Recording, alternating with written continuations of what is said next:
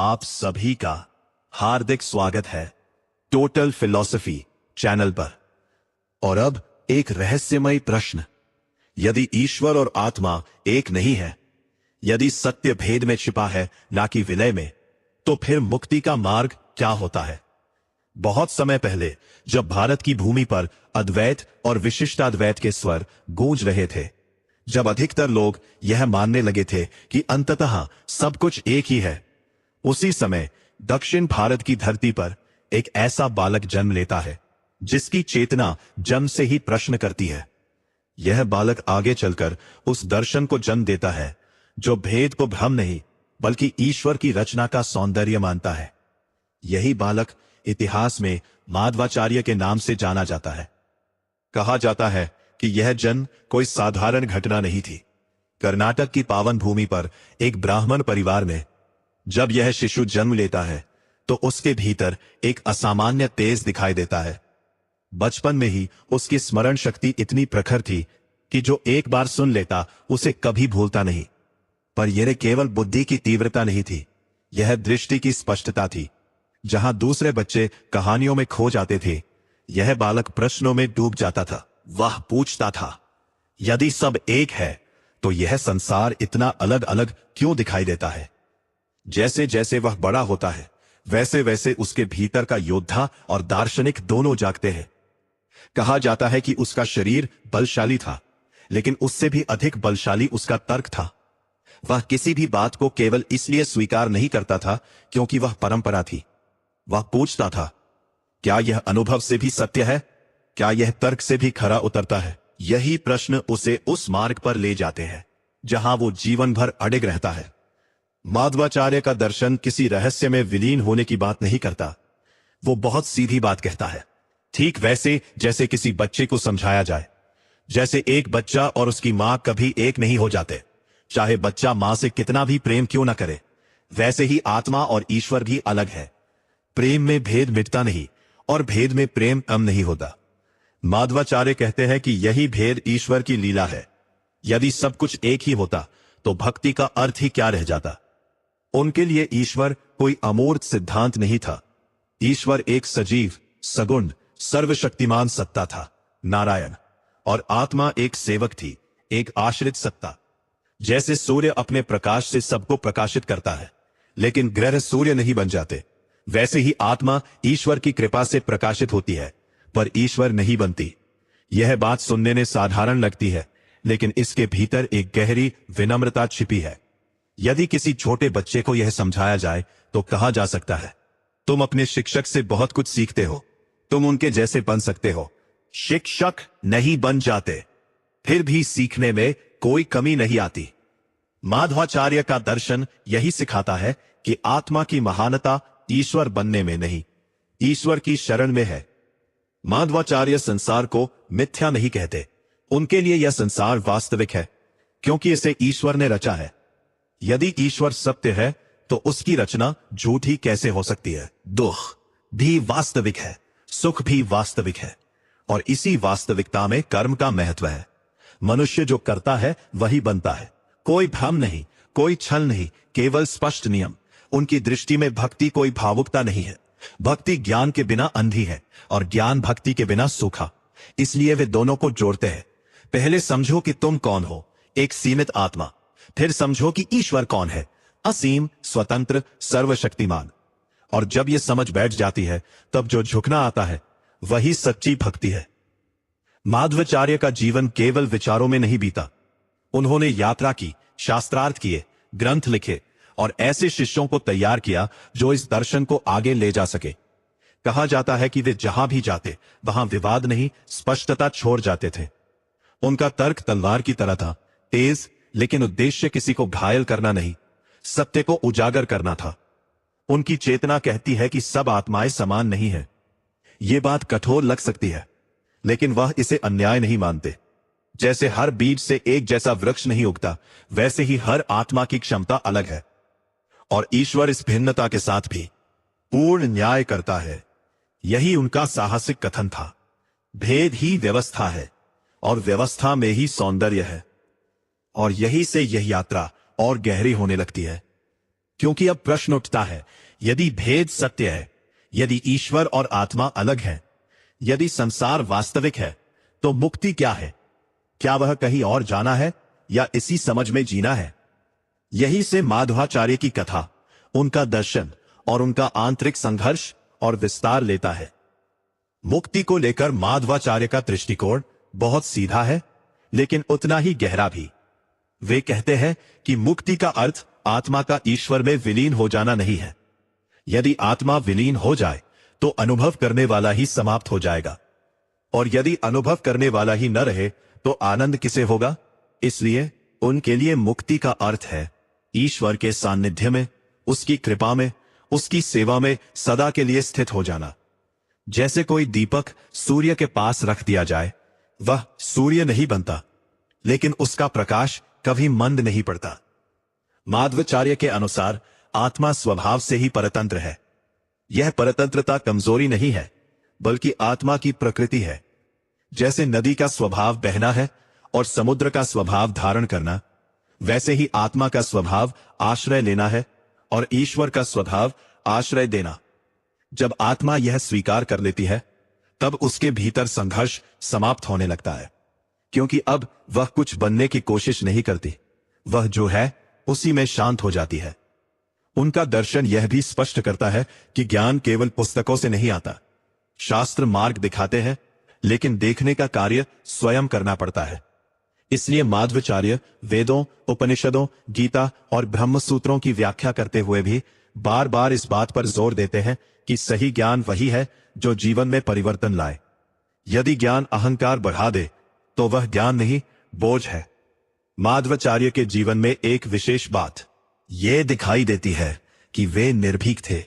वे उस समय खड़े हुए जब अद्वैत का प्रभाव बहुत प्रबल था। एक अकेले व्यक्ति का बहुमत के विरुद्ध खड़ा होना आसान नहीं होता, लेकिन उनके भीतर सत्य के प्रति ऐसी निष्ठा थी कि वे किसी लोकप्रिय विचार के सामने झुके नहीं।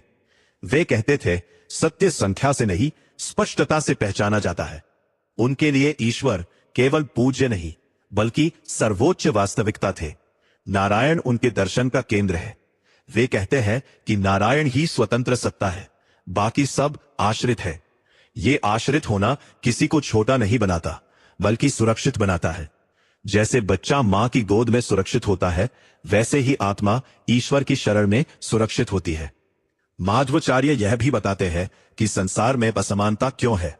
कोई सुखी है, कोई दुखी, कोई बुद्धिमान है, कोई साधारण। वे इसे ईश्वर का अन्याय नहीं मानते, बल्कि कर्म और स्वभाव का परिणाम मानते हैं।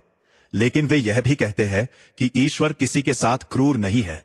हर आत्मा को उतना ही मिलता है जितना वो धारण कर सकती है। जैसे अलग अलग पात्रों में डाला गया जल पात्र के अनुसार ही ठहरता है। उनके दर्शन में भक्ति का स्थान बहुत ऊंचा है, लेकिन वो अंधी भक्ति नहीं है, वो समझ से उपजी भक्ति है। पहले यह जानना कि ईश्वर कौन है, उनकी महिमा क्या है, और फिर उस ज्ञान से हृदय का झुकना, यही क्रम है। इसलिए माधवाचार्य के यहां भक्ति और विवेक अलग अलग नहीं चलते, वे साथ साथ चलते हैं। माधवाचार्य का जीवन तपस्या, अध्ययन और प्रचार में बीता। कहा जाता है कि उन्होंने अनेक बार दूर दूर की यात्राएं की, समुद्र पार किया, बद्रिकाश्रम तक गए। हर यात्रा उनके लिए केवल भौगोलिक नहीं थी, वो एक वैचारिक यात्रा भी थी। वे जहां जाते वहां प्रश्न पूछते, और प्रश्नों के बीच से उनका दर्शन और अधिक स्पष्ट होकर सामने आता। उनकी वाणी में कठोरता नहीं, दृढ़ता थी। वे किसी को नीचा दिखाने के लिए तर्क नहीं करते थे, बल्कि सत्य को उजागर करने के लिए करते थे। यही कारण है कि उनके शिष्य केवल अनुयायी नहीं थे, बल्कि विचारशील व्यक्ति थे। उन्होंने एक परंपरा को जन्म दिया जो आज भी जीवित है। धीरे धीरे यह समझ सामने आने लगती है कि माधवाचार्य का दर्शन मनुष्य को उड़ने के लिए नहीं, जमीन पर मजबूती से खड़े होने के लिए तैयार करता है। वह कहता है, तुम सीमित हो, इसे स्वीकार करो, लेकिन साथ ही यह भी कहता है, तुम निरर्थक नहीं हो, क्योंकि ईश्वर की दृष्टि तुम पर है।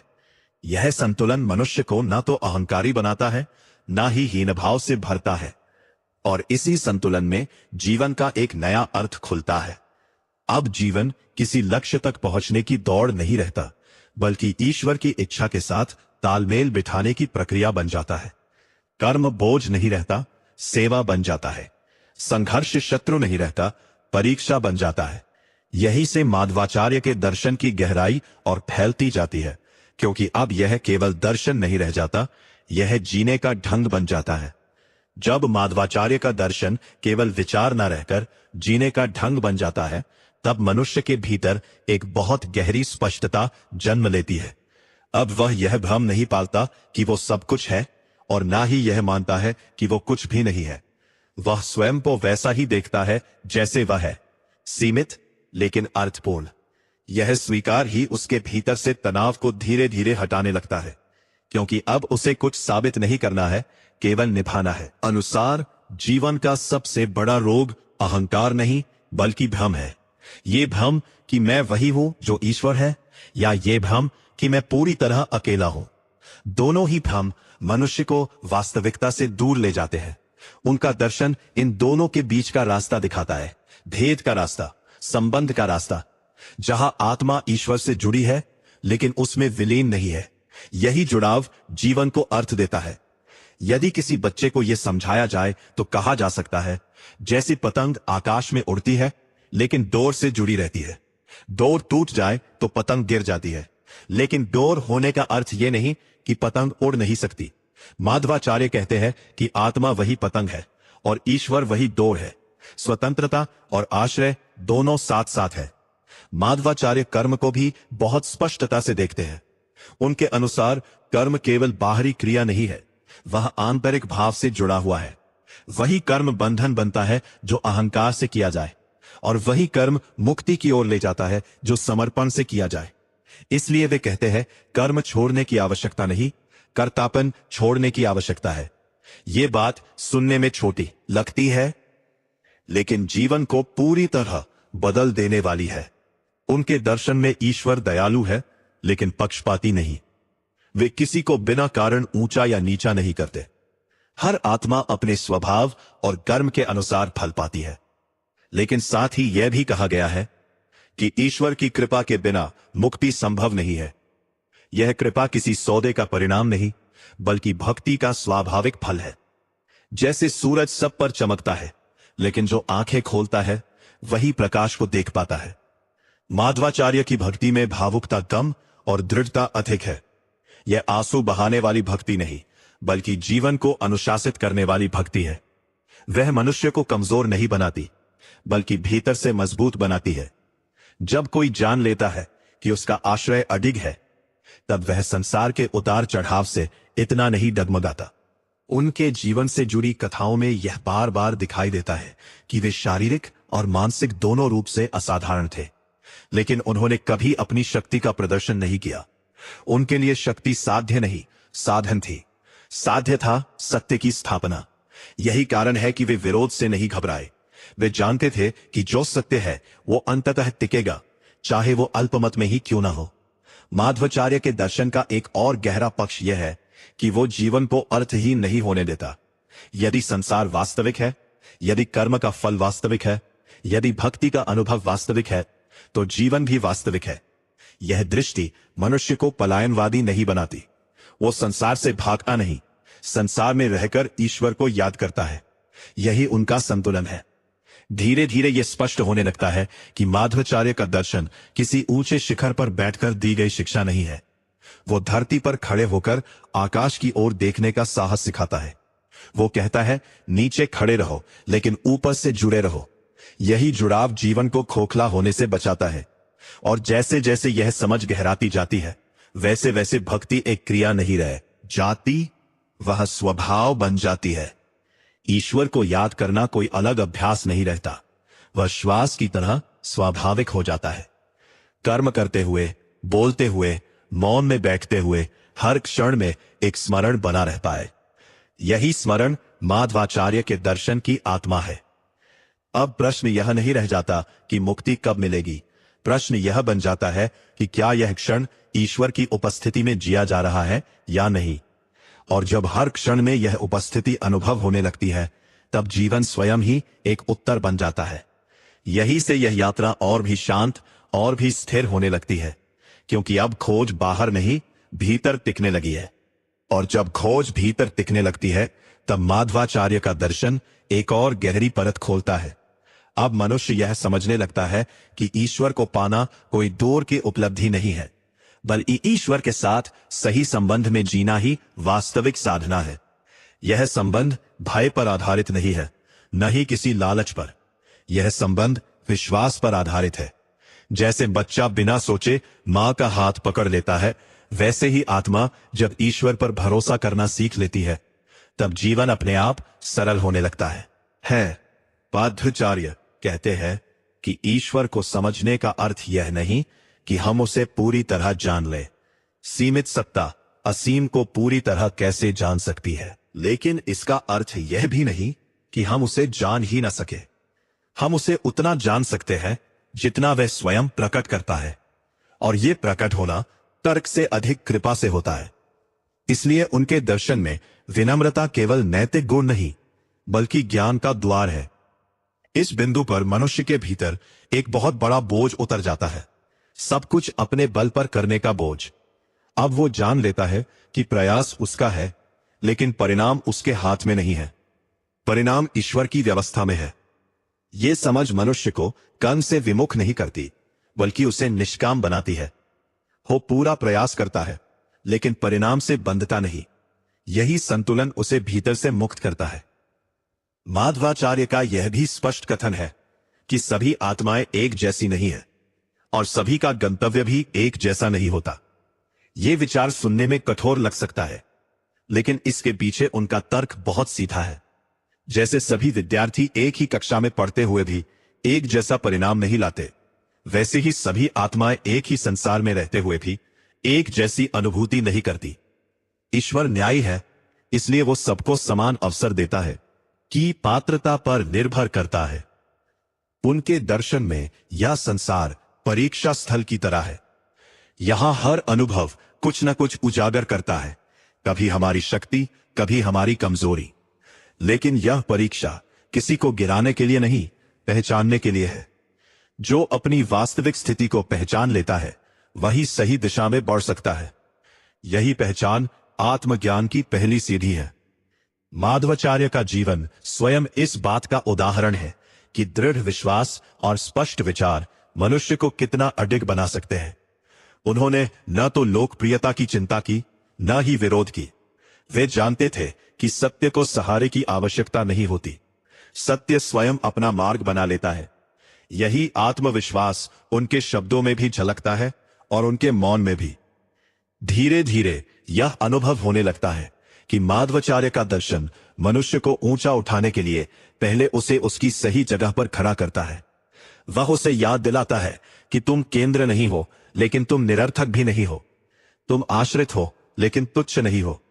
यह संतुलित दृष्टि मनुष्य को न तो स्वयं से घृणा करने देती है, न ही स्वयं को देवता मानने देती है। जब यह दृष्टि जीवन में उतर आती है, तब भक्ति कोई अलग समय निकालकर किया जाने वाला कार्य नहीं रहती। वो बोलने के ढंग में आ जाती है, व्यवहार में आ जाती है, निर्णयों में आ जाती है। अब मनुष्य यह नहीं पूछता कि यह कर्म मुझे क्या देगा, वो यह पूछता है कि क्या यह कर्म मेरे ईश्वर संबंध के अनुरूप है। यही प्रश्न जीवन को दिशा देने लगता है। इस अवस्था में पहुंचकर मनुष्य यह भी समझने लगता है कि ईश्वर की सेवा का अर्थ संसार से भागना नहीं है। संसार में रहकर अपने कर्तव्यों को निभाते हुए ईश्वर को स्मरण में रखना ही सच्ची सेवा है। माधवाचार्य का दर्शन इसी धरातल पर खड़ा है, न पलायन, न विलय, बल्कि समर्पित सहभागिता। और इसी सहभागिता में जीवन का तनाव धीरे धीरे गलने लगता है, क्योंकि अब मनुष्य अकेला नहीं रह जाता। हर क्षण में एक सहारा, एक साक्षी, एक आधार उपस्थित रहता है। यह उपस्थिति किसी कल्पना की तरह नहीं, बल्कि विश्वास की तरह होती है, शांत, स्थिर और दृढ़। यही माधवाचार्य का दर्शन मनुष्य को भीतर से मजबूत बनाता है और आगे की यात्रा के लिए तैयार करता है, जहां भक्ति और विवेक एक दूसरे से अलग नहीं, बल्कि एक ही धारा के दो प्रवाह बन जाते हैं। और जब भक्ति और विवेक एक ही धारा के दो प्रवाह बन जाते हैं, तब माधवाचार्य का दर्शन जीवन में बहुत सूक्ष्म रूप से उतरने लगता है।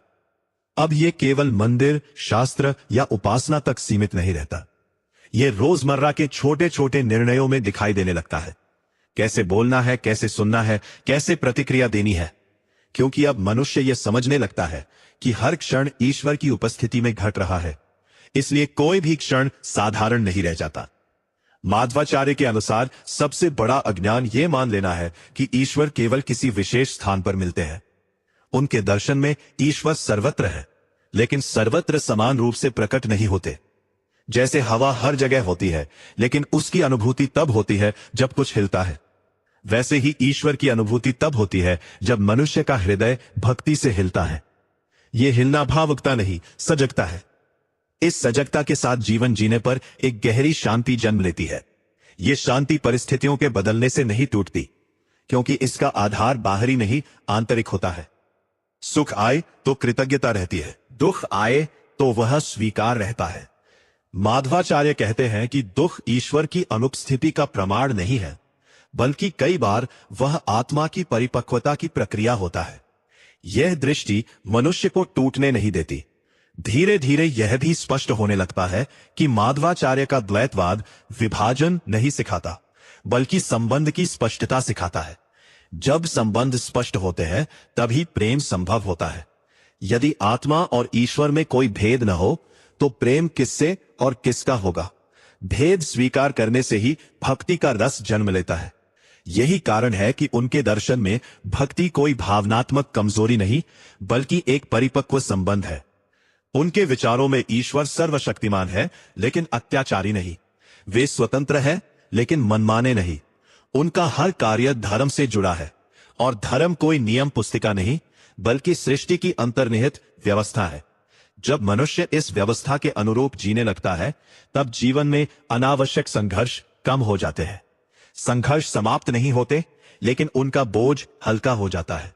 माध्वाचार्य बार बार इस बात पर जोर देते हैं कि ज्ञान का अंतिम उद्देश्य अहंकार को बढ़ाना नहीं, बल्कि उसे सही स्थान पर लाना है।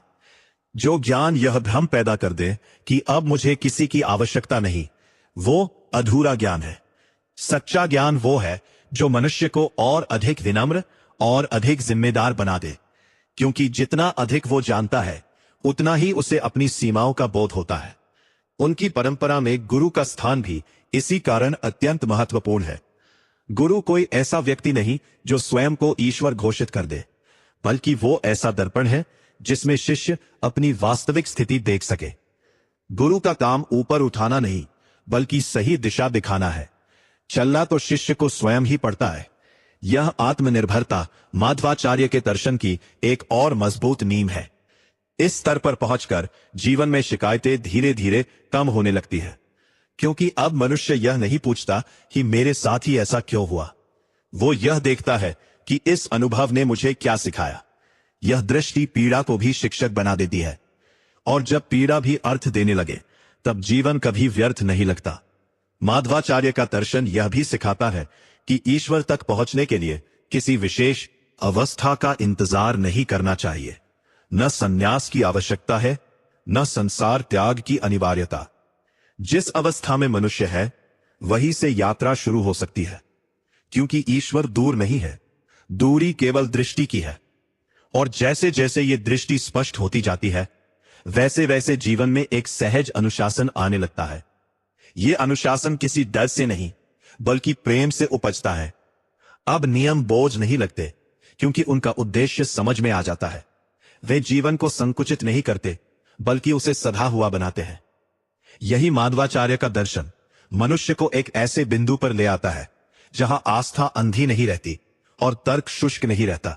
दोनों एक दूसरे को संतुलित करते हैं, और इसी संतुलन में जीवन धीरे धीरे अपनी गहराई प्रकट करने लगता है। और जब जीवन अपनी गहराई प्रकट करने लगता है, तब माध्वाचार्य का दर्शन किसी विचारधारा की तरह नहीं, बल्कि एक मौन सहचर की तरह साथ चलने लगता है। अब मनुष्य को हर प्रश्न का उत्तर तुरंत नहीं चाहिए होता। वह ये सीख लेता है कि कुछ प्रश्नों के साथ जीना भी एक साधना है, क्योंकि हर उत्तर शब्दों में नहीं आता, उत्तर अनुभव बनकर उतरते हैं। इस अवस्था में पहुंचकर यह स्पष्ट होता है कि माध्वाचार्य का द्वैत केवल दार्शनिक भेद नहीं है, वह जिम्मेदारी का स्वीकार है। यदि मैं ईश्वर नहीं हूं, तो इसका अर्थ यह भी है कि मैं अपने कर्मों के लिए उत्तरदायी हूं। मैं ये कहकर नहीं बच सकता कि सब कुछ वही कर रहा है। यही जिम्मेदारी मनुष्य को सजग बनाती है। वह अपने विचारों, अपने शब्दों और अपने कर्मों के प्रति अधिक सावधान हो जाता है। माध्वाचार्य के अनुसार आत्मा की वास्तविक स्वतंत्रता मनमानी में नहीं, बल्कि सही चयन में है। जब मनुष्य ये चुनना सीख लेता है कि क्या उसे ईश्वर की ओर ले जाता है और क्या उससे दूर करता है, तभी उसकी स्वतंत्रता सार्थक होती है। अन्यथा स्वतंत्रता केवल प्रतिक्रिया बनकर रह जाती है। यह सूक्ष्म अंतर उनके दर्शन की गहराई को दिखाता है। उनके विचारों में ईश्वर केवल पूज्य नहीं, आश्रय है, और आश्रय का अर्थ है जहां मनुष्य अपने सबसे कमजोर क्षणों में भी टिक सके। यह आश्रय किसी सौदे की तरह नहीं मिलता कि इतना जप करोगे तो इतना मिलेगा। यह आश्रय तब मिलता है जब मनुष्य भीतर से स्वीकार कर लेता है कि वह अधूर है, और इस अधूरेपन में भी वह स्वीकृत है। धीरे धीरे यह अनुभव होने लगता है कि भक्ति का सबसे बड़ा फल कोई चमत्कार नहीं, बल्कि भय का क्षय है। जब मनुष्य को यह भरोसा हो जाता है कि उसका आधार अडिग है, तब मृत्यु का भय भी अपना तीखापन खो देता है। मृत्यु समाप्ति नहीं लगती, बल्कि एक परिवर्तन की तरह अनुभव होने लगती है। यह दृष्टि जीवन को और भी मूल्यवान बना देती है।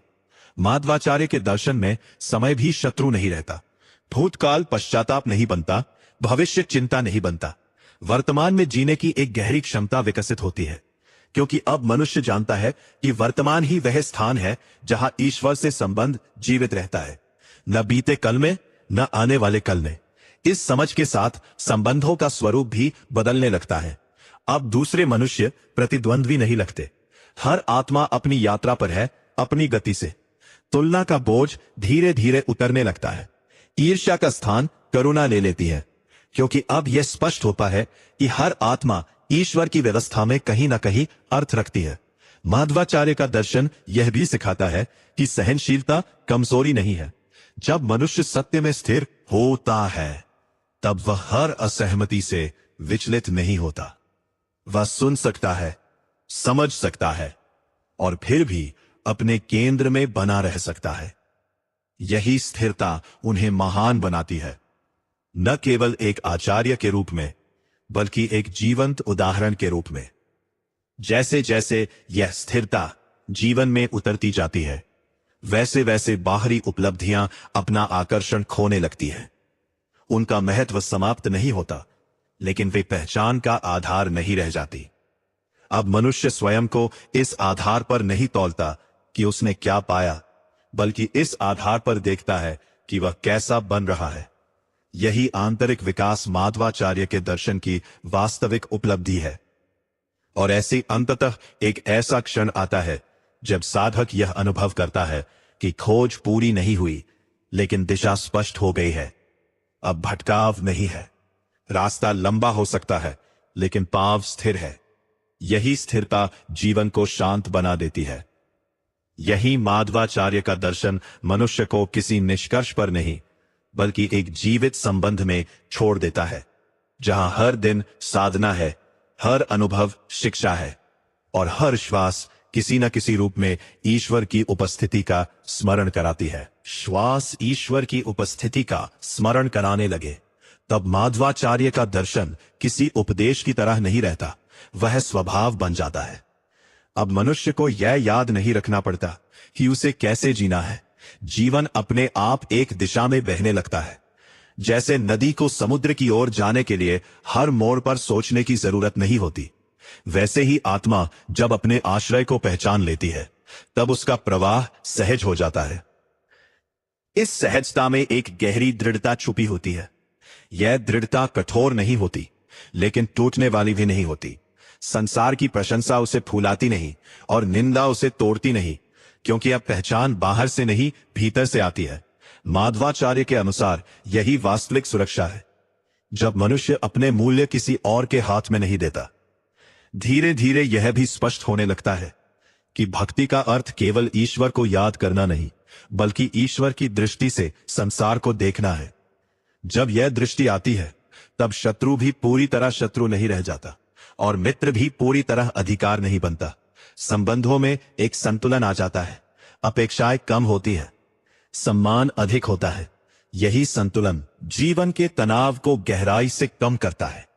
माधवाचार्य का दर्शन दुख को मिटाने का वादा नहीं करता, लेकिन दुख को अर्थ देता है।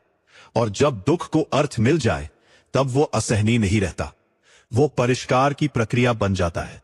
जैसे आग सोने को जलाती नहीं, शुद्ध करती है, वैसे ही जीवन की कठिनाइयां आत्मा को तोड़ने नहीं, निखारने लगती है, यदि दृष्टि सही हो। इस अवस्था में पहुंचकर मनुष्य यह भी समझने लगता है कि ईश्वर के साथ संबंध कोई स्थिर उपलब्धि नहीं है, वो एक जीवित प्रक्रिया है। कभी निकटता अधिक महसूस होती है, कभी दूरी, लेकिन दूरी भी पूर्ण नहीं होती, क्योंकि आधार बना रहता है। यही भरोसा साधक को निराशा में डूबने नहीं देता। माधवाचार्य की भक्ति परंपरा में संगीत, काव्य और सेवा सब इसी कारण महत्व रखते हैं। ये साधन इसलिए नहीं कि ईश्वर को हमारी आवश्यकता है, बल्कि इसलिए कि इनके माध्यम से आत्मा अपनी कठोरता छोड़ना सीखती है। जब हृदय कोमल होता है तभी उसमें सत्य टिक पाता है। कठोर हृदय में ज्ञान भी बोझ बन जाता है। धीरे धीरे साधक यह अनुभव करता है कि उसका जीवन किसी बड़े उद्देश्य का हिस्सा है। उद्देश्य उसे पूरी तरह समझ में ना आए, यह समझ मनुष्य को छोटा नहीं करती, बल्कि उसे अर्थ देती है। अब उसका जीवन संयोग नहीं लगता, बल्कि उत्तरदायित्व लगता है, और उत्तरदायित्व बोझ नहीं, सम्मान बन जाता है। माधवाचार्य का दर्शन इसी बिंदु पर बहुत शांत रूप से यह संकेत देता है कि मुक्ति कहीं बाहर घटने वाली घटना नहीं है, वह भीतर घटने वाला परिवर्तन है। जब मनुष्य अपने स्थान को स्वीकार कर लेता है, अपने आश्रय को पहचान लेता है और अपने कर्म को समर्पण से जोड़ देता है, तब मुक्ति किसी भविष्य की प्रतीक्षा नहीं करती। और तब जीवन जैसा भी है, साधारण या असाधारण, पूज्य हो जाता है। हर दिन अवसर बन जाता है, हर अनुभव संवाद बन जाता है, और हर क्षण में एक मौन कृतज्ञता बहने लगती है, बिना शब्दों के, बिना मांग के। यही माधवाचार्य का दर्शन मनुष्य को छोड़ देता है, किसी अंतिम वाक्य के साथ नहीं, बल्कि एक जीवित दिशा के साथ। एक ऐसी दिशा जहां भेद विभाजन नहीं बनता, आश्रय निर्भरता नहीं बनता, और भक्ति कमजोरी नहीं बनती।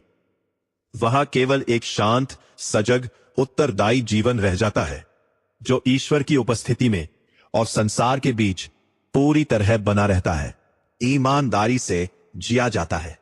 और अब जब यह पूरी समझ भीतर उतरकर शांत हो जाती है, तब माधवाचार्य का दर्शन किसी विचार की तरह नहीं, बल्कि एक मौन उपस्थिति की तरह जीवन में ठहर जाता है।